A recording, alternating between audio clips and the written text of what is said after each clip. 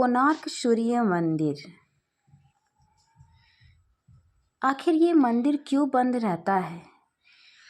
सूर्य की किरण कैसे आता है? इन कला चित्रों का राज क्या है? ये चक्र क्या बताता है? आखिर क्यों सिंह के नीचे हाथी, नीचे मानव? Hello guys, welcome back rocking Neha blog में। कैसे हैं आप लोग? आई होप आप लोग अच्छे होंगे। मैं भी ठीक हूँ। जय माता दी, राधे राधे। तो मैं आई हूँ सूर्य मंदिर। सूर्य मंदिर के ऐतिहासिक प्राचीन काल के बारे में मैं आज आपको डिटेल से बताऊंगी। तो आज आप जानेंगे कि कोणार्क मंदिर के चक्र, कोणार्क मंदिर सूर्य मंदिर क्यों कहा गया, सूर्य मंदिर में आखिर भगवान क्यों नहीं है, सूर्य मंदिर का मेन गेट क्यों बंद रहता है। तो आज मैं सारी जानकारी आपको एक ही वीडियो में दूंगी। तो प्लीज़ आप वीडियो के लास्ट तक बने रहें और प्लीज़ मेरे वीडियो को, मेरे चैनल को सब्सक्राइब करें, लाइक करें, शेयर करें और जो बेल आइकन पर नए हैं वो बेल को ज़रूर दबाएं। तो चलिए फिर स्टार्ट करते हैं। कोणार्क सूर्य मंदिर, ये मंदिर भगवान सूर्य को समर्पित है, जो भारत के प्राचीन धरोहरों में से एक है, जिसे बहुतों ही देश के सबसे बड़े 10 मंदिरों में गिना। उड़ीसा के पूर्वी में भगवान सूर्य को समर्पित ये है कोणार्क मंदिर। कोणार्क शब्द कोण और अर्क शब्द से मिलकर बना है। कोना यानी कोना या किनारा और अर्क का अर्थ है सूर्य। इसका मतलब हुआ सूर्य का किनारा। उड़ीसा राज्य में एक ऐसा एकलौता ऐतिहासिक स्मारक जिसे 1984 में वर्ल्ड हेरिटेज शामिल किया गया था। मंदिर के गहरे रंग के लिए इसे काला पगोड़ा भी कहा जाता है। इतिहासकार मानते हैं कि 750 साल से भी ज़्यादा पुराना है, जिसका निर्माण 1250 ईस्वी में रंग वंश के राजा नरसिंह देव प्रथम द्वारा किया गया था। सूर्य मंदिर को पूर्व दिशा की ओर ऐसा बनाया गया है जो कि सूर्य की किरण सीधे मंदिर पे ही गिरता है। इस मंदिर की संरचना रथ के आकार में की गई है।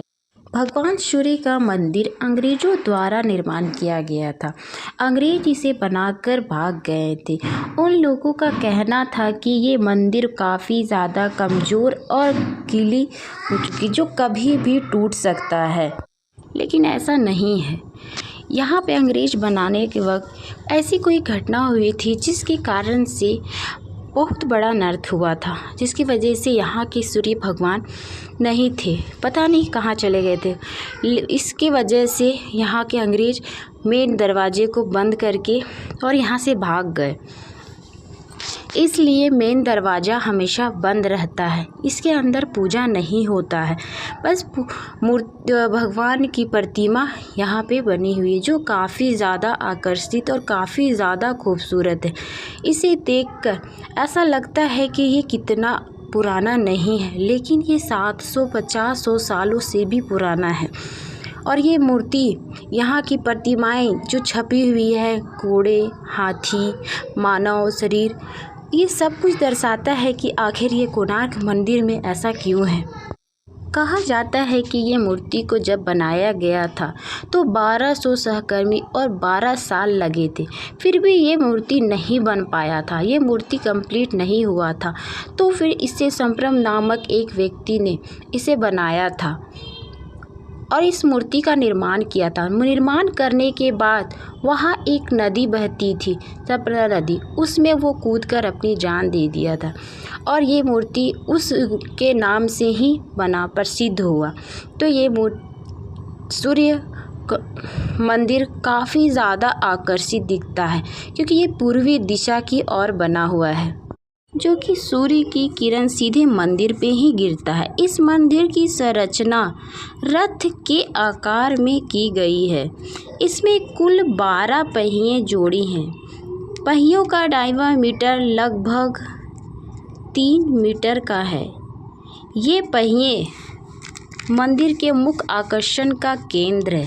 क्योंकि ये पहिए घड़ी की तरह समय बताने का काम करता है, इसलिए ये पहियों को धूप घड़ी भी कहा जाता है। इन पहियों को आप इंडियन करेंसी पे भी देख सकते हैं। इसके साथ ही इस रथ में 7 घोड़े भी हैं, जिनका सप्ताह का 7 दिन का प्रतीक भी माना जाता है।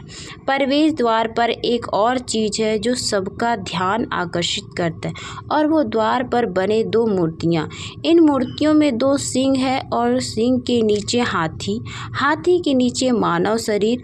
माना जाता है कि मंदिर का निर्माण समुद्र किनारे किया गया था, लेकिन पिछले 8 शताब्दियों में समुद्र से इसकी दूरी बढ़ती चली गई। कहा है कि इसके लगभग 2 किलोमीटर उत्तर में चंद्रभागा नदी बहा करती थी। कोणार्क मंदिर का एक तत्व है। 2 पत्थरों को जोड़ने के लिए लोहे की चादर और चुंबकीय इस्तेमाल किया गया था। साथ ही मंदिर का मुख्य चोटी में 52 टन चुंबकीय लगाया गया था, जिससे मूर्ति हमेशा लटकी हुई रहती थी। लेकिन जब मूर्ति लटकी हुई रहती थी तो समुद्र में नाव नदी को आने जाने में बहुत दिक्कत होता था, जिसके कारण से नाविकों ने वो चुंबकीय पदार्थ को हटा दिया, जिसकी वजह से बहुत ही ज़्यादा इस मंदिर में प्रभाव पड़ा और मंदिर का इधर उधर भाग टूट गया। जो आप कभी भी आएंगे तो आप देख सकते हैं कि इधर उधर का मंदिर का थोड़ा बहुत भाग टूटा हुआ है, जिसे अंग्रेज़ों ने और मस्जिदों लोगों ने काफ़ी ज़्यादा इसे तोड़ने के लिए प्रयास किया, बट ये मंदिर को कोई तोड़ नहीं पाया।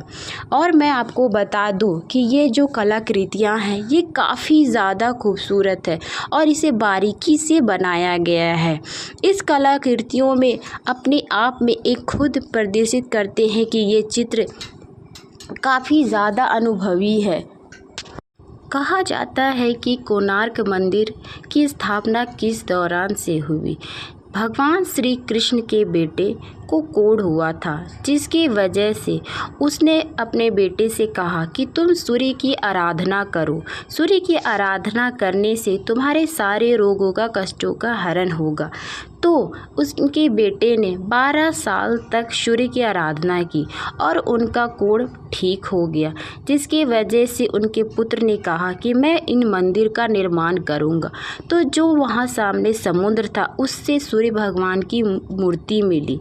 उन्होंने कहा कि मैं इन मूर्ति को स्थापना करूंगा, और फिर उन्होंने मूर्ति बनवाई इस तरीके से बनवाई जिसे ऊपर की ओर 12 टन चुंबकीय पदार्थ रखा गया था, जिसकी वजह से और फिर भगवान सूर्य कोणार्क मंदिर की स्थापना हुई।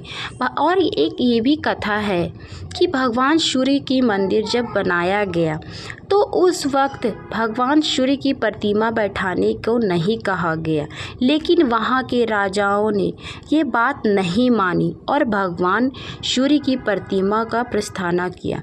लेकिन इसके वजह से कहा जाता है कि भगवान ने क्रोध में आकर वहाँ से गायब हो गए, लुप्त हो गए, जिससे यहाँ पे भगवान सूर्य की प्रतिमा नहीं है, मूर्ति नहीं है, जिसकी वजह से यहाँ के लोगों को यहाँ पे काफ़ी ज़्यादा कष्टों को झेलना पड़ा। कहा जाता है कि पहले के समय में घड़ी नहीं हुआ करती थी, तो इन पहियों को देखकर मिनट, आवर, सेकंड का पता लगाया जाता था। यहाँ के लोग इन पहियों को देख के ही पता करते थे कि अभी कौन सा महीना चल रहा है, कितना सप्ताह हुआ है, कौन सा दिन है, कितना तारीख है, कितना समय हुआ है, इन सब का पता लगाया करते थे। और यहाँ के जो 7 घोड़े हैं वो 7 दिन का प्रतीक था कि इससे पता चलता था कि आज कौन सा दिन है। तो ये मूर्ति का निर्माण एक बहुत ही ऐतिहासिक और प्राचीन तरह से बनाया गया है, जिसे बनाने के बाद इंसानों को काफ़ी ज़्यादा मदद हो, राजाओं को काफ़ी ज़्यादा हेल्प हो, जिसे बनाने में काफ़ी ज़्यादा मेहनत और समय लगा। इस मूर्ति को बनाने के पीछे राजाओं का मकसद था कि ये मूर्ति को देश के सबसे बड़े मंदिरों में से एक माना गया और इस कोणार्क मंदिर को उड़ीसा में कोणार्क मंदिर सूर्य का नाम दिया गया। इस मंदिर के बारे में रविंद्रनाथ टैगोर ने कहा था, here the language of stone surpass the language of man. यह आने के बाद ये कथन एकदम सही लगता है कि जो रविंद्रनाथ टैगोर ने कहा वो सही कहा। ये मंदिर एक खुद ब ही अपने शब्दों में बहुत ही महत्वपूर्ण है और काफ़ी ज़्यादा खूबसूरत है। तो आप एक बार ज़रूर कोणार्क मंदिर जाएं और यहाँ की खूबसूरती और चक्र को देखें। ये एक अपने आप में इतनी खूबसूरत दर्शाते हैं जिसे देखकर मन में बहुत ही प्रसन्नता होती है और ये अपने आप में दिखाता है कि इंसान जानवर एक दूसरे के अनुभव नहीं है। तो आप एक बार ज़रूर कोणार्क मंदिर जाएं और यहाँ जाके आप अपने जितनी भी अपने मन में संकोच चिंताएं हैं वो सब दूर करें।